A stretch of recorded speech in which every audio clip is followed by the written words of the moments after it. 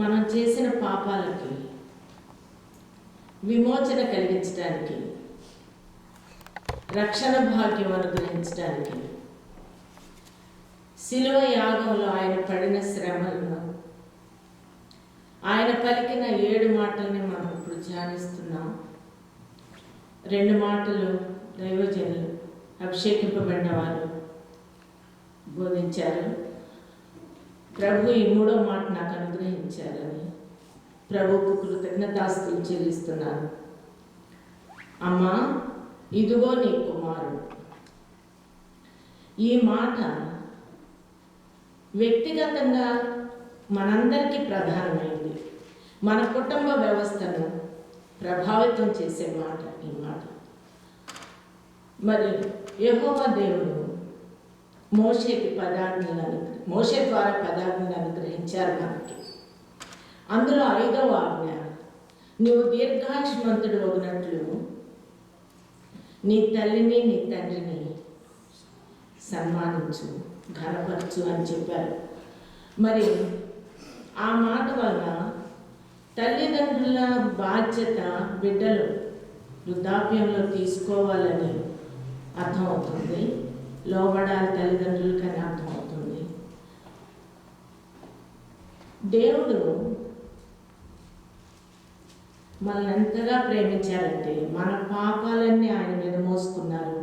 మన పాప శిక్ష ఆయన భరించి శిలువ యజ్ఞములు, ఎన్నో శ్రమలు, మరణ వేదనలు అనుభవించారు. మరి ఆయన రక్తంతో మనల్ని కొనుక్కున్నారు.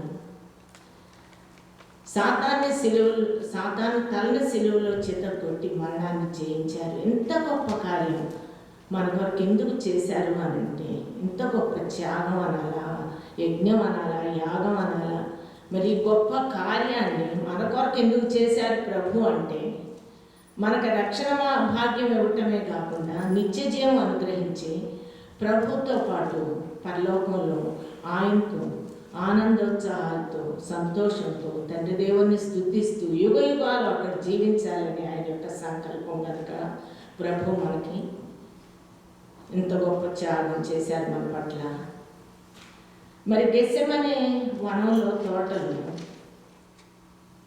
ప్రభువును బంధించినప్పుడే శిష్యులంతా పారిపోయారు. మరి ఇస్కరియోతు యోధా ఉరివేసుకుని చనిపోయాడు. 10 మంది చెల్లాచెదురుగా పారిపోయారు. ఒక్క యోహాను మాత్రం ప్రభు వెంట కల్వరిగిరి వరకు వెంబడించాడు.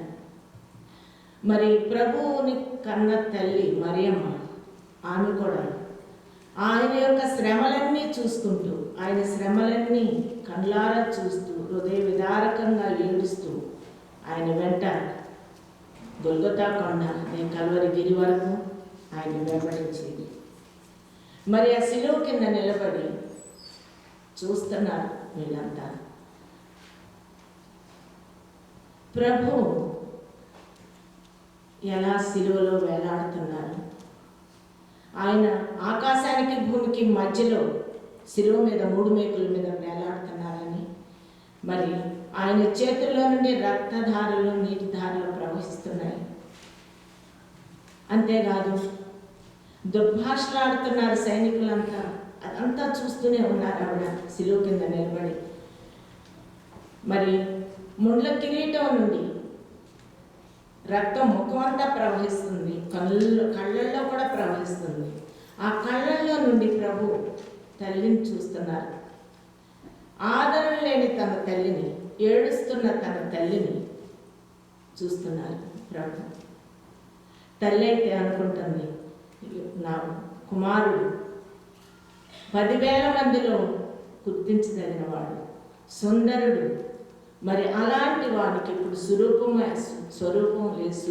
లేదు, సొగసు లేదు అని చెప్పి చూచి దుఃఖపడుతూ ఉన్న తల్లిని ఆదరించాలని శక్తిని అంతా కూడగట్టుకుని, ఆదరణ లేని తన తల్లికి ఆదరణ కలిగించాలని, ఆమెను చేర్చుకుని ఆదరించేవాళ్ళు, సంరక్షించేవాళ్ళు ఎవరాన్ని చూస్తే తన ప్రియ శిష్యుడైన యోహాను కనపడుతున్నారు ప్రభుకి.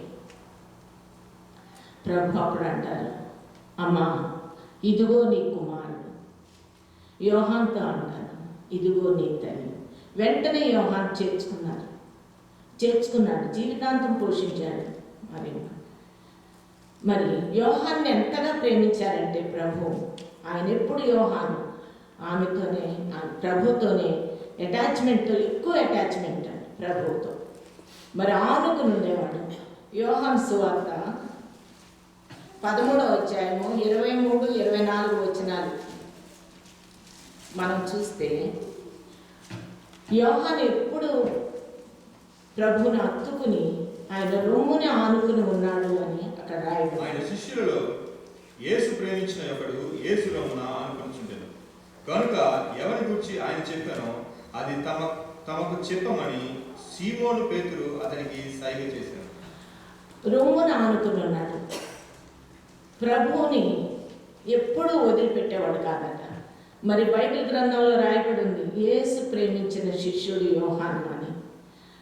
అలాంటి లాస్ట్ సప్పర్ ఆ నైట్ ప్రభు అంటారు, నన్ను అప్పగించేవాడు మీలోనే ఉన్నాడు అని అంటే, ఎవరు అని చెప్పి వాడు తర్జన పడుతూ ఉన్నప్పుడు పేతురు సైగ చేస్తాడు, యోహానుకి సైగ చేసి ప్రభువుని కనుక్కొని నాకు చెప్పు అని అంటాడు.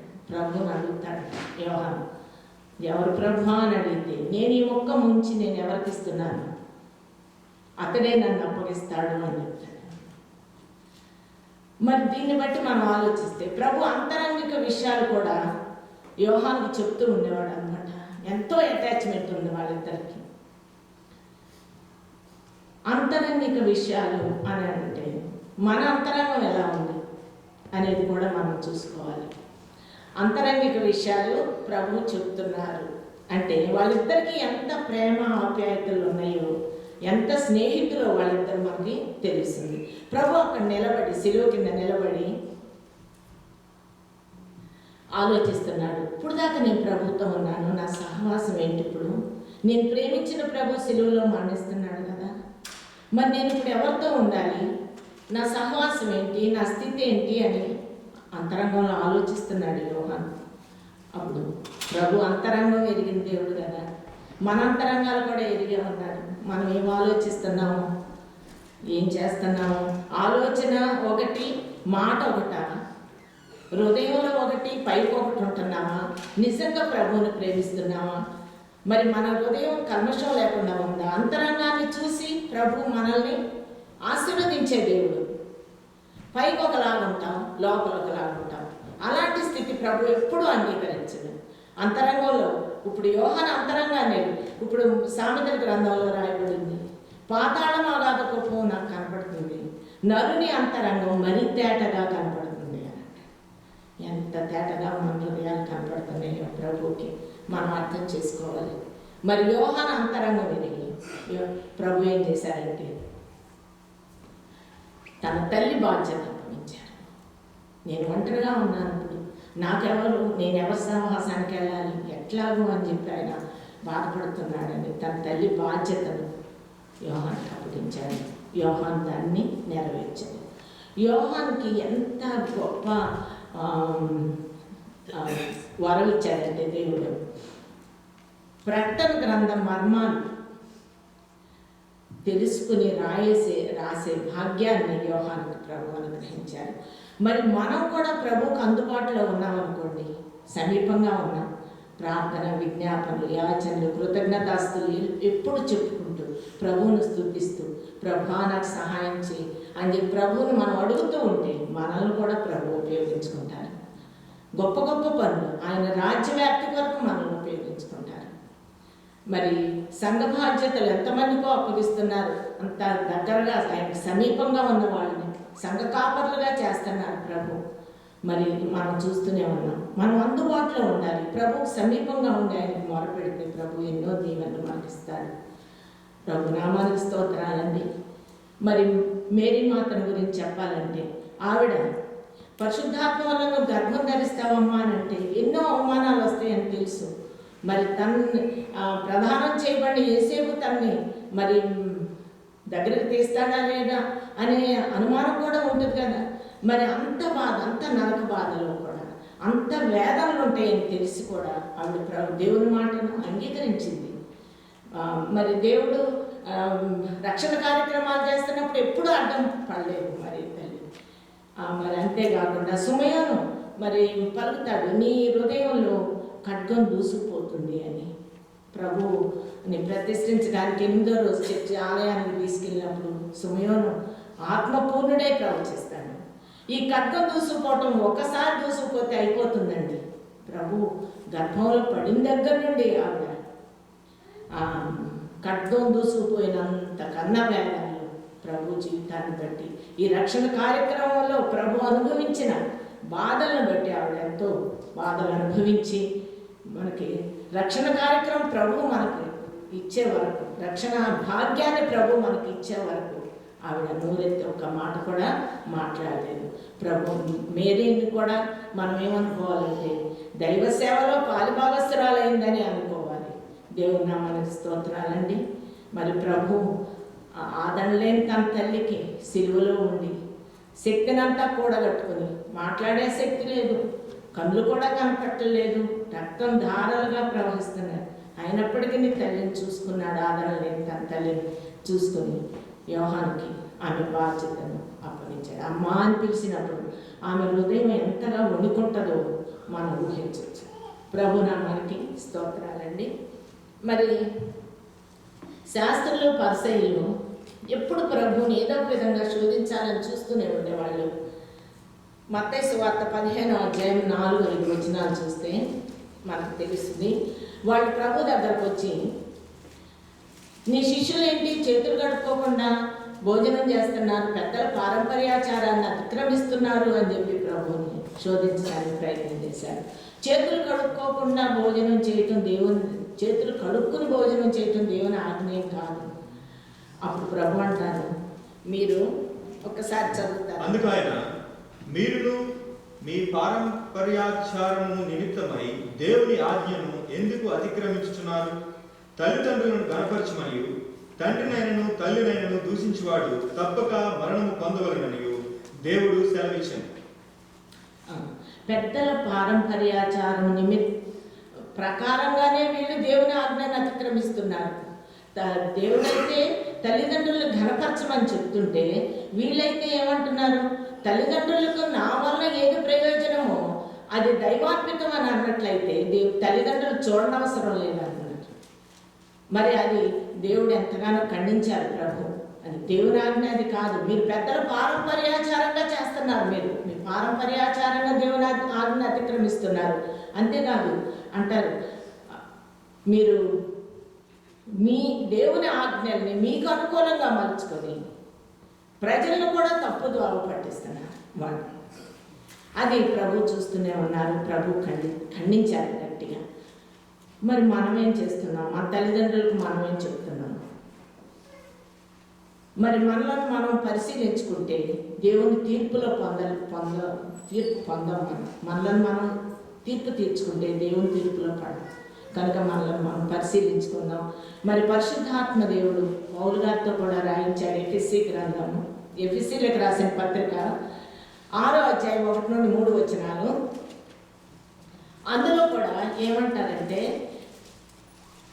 నీకు దీర్ఘాయుష్మంతుడు ఒకనట్లు నీ తల్లిని తండ్రిని ఘనపరచు, ఇది వాగ్దానాలతో కూడిన ఆజ్ఞల్లో ప్రథమమైంది అంటారు. నేను ఇది వివరించాలని నేను అనుకోవట్లేదు, కానీ దేవుని చిత్తం తల్లిదండ్రుల్ని ఘనపరచడం, దేవుని చిత్తం తల్లిదండ్రులను ప్రేమించడం అని మాత్రం అర్థమవుతుంది. మన అభివృద్ధి కొరకు మన తల్లిదండ్రులను శారీరక శ్రమ, మానసిక శ్రమే కాదు, ఆర్థిక శ్రమ ఇవన్నీ పడ్డారు. అలాంటి తల్లిదండ్రుల్ని మనం ఎంతగానో కనపరచడం బాధ్యత మనకుంది. మరి ప్రభు అయితే మానవాళి రక్షణ అనే బాధ్యతను యెహోవా దేవుడు ప్రభు మీద పెట్టినప్పుడు దాన్ని విజయోత్సాహంతో పూర్తి చేయటమే కాకుండా తన తల్లి బాధ్యతను, తల్లిని గురించి ఆలోచించి తల్లిని యోహానుకు అప్పగించారు. తల్లి బాధ్యతను తీర్చారు. మానవుడుగా ఈ లోకంలో ఉండి దేవుని ఆజ్ఞను నెరవేర్చారు. ఈ సుమాత్రకను మనం తీసుకుని మనం కూడా పాటిద్దాం. మనం కూడా దేవుని ఆజ్ఞను నెరవేర్చిన వాళ్ళం అవుతాం. తల్లిదండ్రుల్ని ఘనపరిచి తల్లిదండ్రుల్ని ప్రేమించిన వాళ్ళకి కుటుంబ పరంగా ఎన్నో దీవెనలు మనం చూస్తూనే ఉన్నాం. అలాంటి దీవెనలు మనం పొందుకుందాం. దేవుడి నామానికి వందనాలు చెల్లిస్తున్నానండి. చిన్న ప్రార్థన చేసుకుందాం. దయామయుడా, కరుణావాత్సల్య సంపన్నుడా, కృప చూపుట్ల ఐశ్వర్యవంతుడా, నీ నామునకు వేలాది వందనాలు, కృతజ్ఞతలు, స్తోత్రాలు నాయన.